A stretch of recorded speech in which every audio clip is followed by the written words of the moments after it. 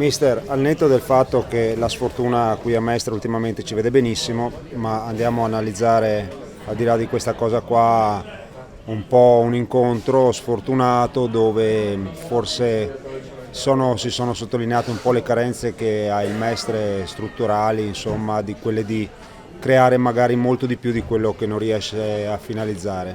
Cosa ne pensi? No, non credo nella sfortuna onestamente. Non ci sono alibi né dal punto di vista del numero di giocatori a disposizione né per il gol subito, piuttosto che non dobbiamo prenderci alibi, dobbiamo guardare la difficoltà, dobbiamo guardarla in faccia. È una situazione sicuramente al momento, possiamo dire, difficile, ma non è forse il termine corretto, è un momento dove sicuramente vanno un po' riallineate alcune cose. Non mi piace essere, diciamo, banale o ipocrita, però nello stesso momento devo dire che c'è stato un primo tempo che mi ha dato dei segnali importanti e voglio ripartire da lì. Poi ci sono tante cose da sistemare, dobbiamo essere con la testa sulla partita, attenti, concentrati, dobbiamo sapere che per venire fuori da un momento così non serve la frenesia o agitarsi, diciamo, però serve stare sul pezzo concentrati in ogni minuto della partita, ogni minuto dell'allenamento e secondo me su questo abbiamo ampi margini di miglioramento. Quindi sarà, mister, soprattutto un lavoro psicologico, diciamo? No, non è un lavoro psicologico, è un lavoro di metodo, no? Cioè bisogna stare dentro le nostre cose, stare concentrati, capire fino in fondo dove vogliamo andare e farlo con le persone giuste, i giocatori giusti, e ce ne sono qui.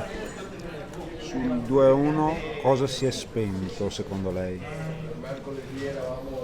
No, a dire la verità poi il secondo tempo siamo sicuramente calati, la mia richiesta è una richiesta di grande intensità, non potevo pretendere che questa squadra riuscisse a interpretare questo tipo di intensità per tutti i 90 minuti, considerando poi che tra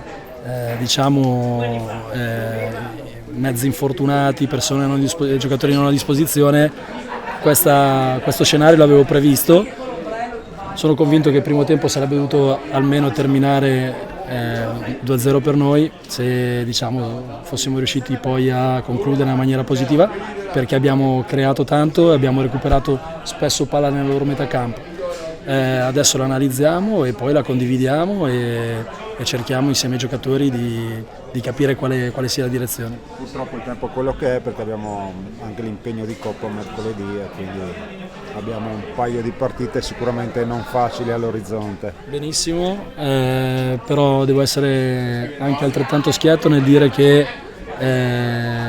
quei giocatori ho lavorato chiaramente in emergenza questa settimana, quindi valuterò quali giocatori siano spendibili per la Coppa, perché poi è importante fare una valutazione complessiva oggi per tanti non pensavano neanche di fare un 90 minuti, no? Cioè, Purro tanto che non lo faceva, Papo anche, Vianney ha dovuto stare in campo fino alla fine per caratteristiche, dietro siamo contati e quindi insomma hanno speso tantissimo i ragazzi, quindi per la Coppa valuteremo. Serve fare forse una panoramica anche del giro degli infortunati in questo momento. Ecco, il tema è proprio che io da quando sono qua 3 giorni infortunati è un tema ricorrente, ma io non me ne voglio occupare. Chi va sul campo, chi ci mette la faccia, chi dà tutto se stesso, io punto su questi ragazzi qua. Chiaramente abbiamo degli infortunati che purtroppo hanno problemi storici, vecchi e che devono recuperare, però il mio lavoro è quello di individuare il gruppo di lavoro su cui poi fare affidamento. Tra Coppa e campionato prevede che qualcuno possa rientrare? Non lo so, dobbiamo fare delle valutazioni per poi cercare di reinserire nel gruppo a pieno regime più giocatori possibili.